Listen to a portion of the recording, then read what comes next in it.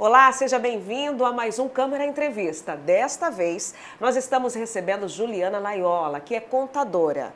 Seja bem-vinda, Ju. Obrigada, Ana. É um prazer estar aqui com vocês. Prazer é todo nosso, com grandes informações relevantes. A gente vai falar então sobre malha fina do imposto de renda. E Ju, eu já começo perguntando para você, o que é a malha fina? Malha fina do imposto de renda, Ana, são as inconsistências que a Receita Federal encontra nas declarações que os contribuintes enviam, durante ali o período de 31 de março até 31/5/2024 do ano vigente. Já passou. Já passou. Sexta passada foi o último dia ali para a gente estar entregando essas informações à Receita. Juliana, é mito ou verdade? Por exemplo, dizem, para cair na malha fina tem que ser milionário ou não tem nada a ver? Não, um deslizinho que eu tenho no preenchimento da declaração, eu já estou ali exposto a inconsistências. Aí, por exemplo, dá alguns exemplos para a gente de pessoas que costumam cair na malha fina por erros comuns. Omissão, desses rendimentos tributários durante o ano, Então, se eu tenho lá mais de um emprego, por exemplo, e efetivamente eu tenho lá os recebimentos registrados, se eu deixo de informar um deles, a Receita ela tem lá um rastro, para identificar, olha, Juliane, você esqueceu, por algum motivo, de informar a sua segunda fonte de renda, E aí ela traz como inconsistência na sua declaração, através do termo malha fina, a gente entra em contato com a Receita para solucionar essa situação, Esse canal de busca dessas informações da malha fina, ele é um canal digital disponibilizado pela Receita Federal chamado ECAC, É o Portal de Atendimento Eletrônico ao Contribuinte. Então lá eu tenho acesso às minhas informações, por exemplo, de notificações da Receita Federal, Eu tenho a minha caixa de entrada que eu vou receber como se fosse uma notificação de e-mail dizendo, olha, você teve algumas inconsistências na sua declaração e você precisa regularizar. Juliana, e por exemplo, uma pessoa que cai na malha fina, mas também não vai atrás dos recursos para poder fazer a normalização. O que acontece com ela a partir daquele momento? A partir daquele momento, ela expõe o seu CPF ali a irregularidades, Então hoje, se a gente não tem o nosso CPF regular, eu não posso fazer algumas transações financeiras, por exemplo, pagamentos, das nossas contas, boletos, PIX, transações de depósito.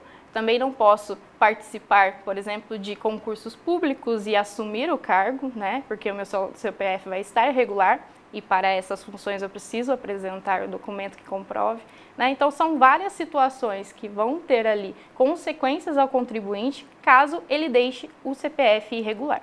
Quanto tempo o contribuinte, a partir do momento que ele cai na malha fina, que ele tem aí um período para poder fazer a sua regularização? Isso. Aí depende de cada motivo da malha fina, Então, a partir do momento que eu tenho um motivo, analiso a situação, se cabe retificação dessa declaração por algum erro de digitação, é uma saída que eu devo fazer o quanto antes, porque aí eu estou disponibilizando algumas situações em que o meu CPF vai ficar exposto até onde eu quiser, até o tempo que eu quiser deixar disponibilizado lá o meu CPF com a pendência.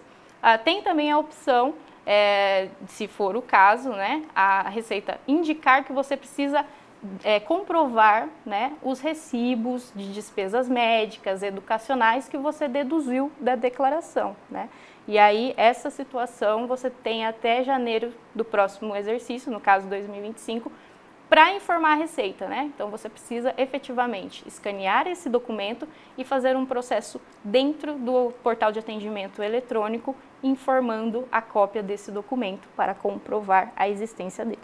Entendi.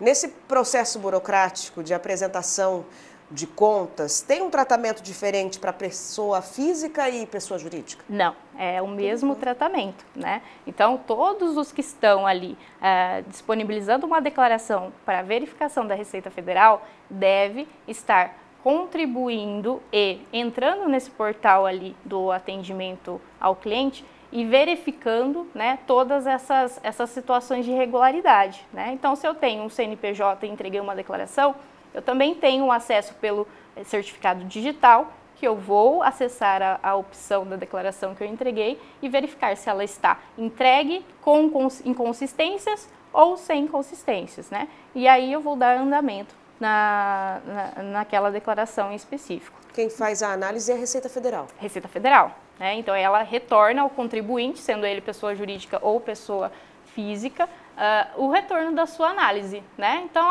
tive inconsistências nos seus dados, né? A pessoa jurídica informou algo que você, como física, não deixou na sua declaração exposto, ela vai pedir para uma das partes ali explicar qual é a consequência. Ô, Ju, e dizem também que qualquer pessoa pode fazer essa prestação de contas do imposto de renda. Mas vocês sempre pedem, né, para a gente procurar um profissional da área contábil. Por quê? A gente tem já a técnica, né, e várias situações já analisadas, né, do que pode ocorrer e o que não pode ocorrer, né. Então, previamente, nós já fazemos ali uma análise dos últimos 5 anos da vida da pessoa para que ela tenha certeza, né, que de fato durante aqueles 5 anos a Receita ela não vai procurar novamente, né, para notificar, né? Então, através lá do portal de atendimento ao cliente, e já falando da pessoa física, eu tenho lá a senha GovBR, acredito que você já tenha contato com ela também. Essa senha ela é universal e eu consigo acessar pelo contribuinte e verificar quais as pendências que tem no CPF dele, tá? E aí isso é uma mão na roda por conta da disponibilidade da agência da Receita Federal, né? Então eu ajudo o contribuinte a não ter que perder tempo em filas, né? Tendo ali um retorno da Receita presencial e aí eu tenho também como resolver esses problemas de forma mais eficiente. Ô, Juliana, o período da prestação já passou, né? Já. Aí, por exemplo, tem a informação que chegou. Se você fez a prestação de contas e colocou e foi detectado algum erro, você não paga a multa para poder consertar esse erro. Por exemplo, tem alguma informação ali que está errônea e você pode entrar e não pagar a multa. Mas você que não apresentou, pode apresentar, mas vai ser penalizado. Vai ser penalizado com pelo menos R$ 165,74. Né, que é o mínimo de cobrança de multa, que pode chegar até 20% do imposto devido em alguns casos, tá? Tem juros para demora ou não? Tem, né? Então, se você tem imposto a pagar, você vai pagar o imposto devido do mês, mais acréscimo de multa e juros. Uma pessoa que não declarou imposto de renda há alguns anos, mas é quase impossível ela não saber, né? Porque chega num momento que tudo já é bloqueado. Sim, eu tenho casos de alguns clientes que me procuram que no 5º ano, né? Porque ela tem ali passou um bom 5 anos para te notificar, né? Então pode ser que no 1º ano você não tenha notificação, não aconteça nada, e lá vencendo o 5º ano, ela te notifica para regularizar os últimos 4, né? Já tive situações nesse formato, tá? A pessoa me procurou e quando eu fui ver, eu tive que fazer 5 declarações para ela ao mesmo tempo, né? Porque senão ela ia ficar com o CPF irregular até que se entregasse as declarações. A orientação, então, para uma pessoa que há anos não faz a declaração é procurar um contador responsável, porque ele vai fazer esse levantamento aí de 5 últimos anos. São outros caminhos, né? São outros caminhos e dependendo do motivo, né, eu tenho uma análise mais profunda a fazer no CPF do contribuinte. Por exemplo, a pessoa, às vezes ela não se atenta de que ela ultrapassou esses 30 mil aí. Exato. Para fazer a declaração. Não existe nenhum aviso. Não, o que a gente sempre fala, né? A Receita Federal, ela não entra em contato com você por telefone, por e-mail, por redes sociais, SMS, né? Ela só vai entrar em contato com você pelo portal de atendimento eletrônico, né, o ECAC, ou ela vai mandar uma cartinha na sua casa.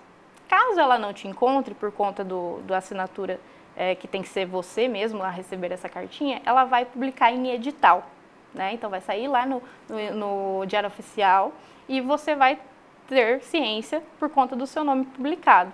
Se você não tomou ciências sobre essas 3 situações, você só vai ser notificado quando de fato der algum problema no seu CPF. Tem algum tipo de anistia para quem não declarou? Perdão de dívida? Exato. Não tem. Né, a Receita Federal, uma vez você lançado o seu débito, né, ou identificado que você deve aquele valor a ela, não tem perdão de dívidas, né? O que acontece, né? Tem situações em que ela te disponibiliza um parcelamento, né? Então ela não vai também te deixar sem saídas, né? Olha, você pode pagar o seu imposto parcelado, né? Isso pode acontecer ali durante a entrega da sua declaração anual. Você pode parcelar já em 8 vezes, ou caso você não conseguiu pagar em 8 vezes, preciso parcelar em mais. Após o vencimento, você consegue parcelar em até 60 vezes, com um mínimo de parcela de R$100. Uma outra curiosidade, existe um retorno? Sim, a restituição. Isso. Sim, existe a restituição para quem tem o imposto. De quanto por cento, assim, porcentagem? Depende do quanto foi declarado? Exato, depende do rendimento que a pessoa tem durante o ano, o valor que ela de fato já recolheu durante os meses a Receita, e no final do ano ela faz a sua declaração de ajuste e verifica que tem um valor a receber de volta da Receita, que a gente chama de restituição, né? Então esse valor você programa, né, na sua conta corrente, até por Pix a gente já conseguiu fazer a programação, e você recebe esse valor de acordo com a disponibilidade dos lotes da Receita Federal, né? Juliana, então nem tudo está perdido. Quem não declarou pode ainda declarar, mas vai pagar multa. Mas vai pagar multa. Procurar um especialista sempre. Procurar um profissional da área contábil, que ele vai saber ajudar todos os contribuintes. Câmara Entrevista conversou com Juliane Laiola, contadora. Obrigada pela participação. Obrigada a vocês. TV Câmara de Assis, informação com responsabilidade para você.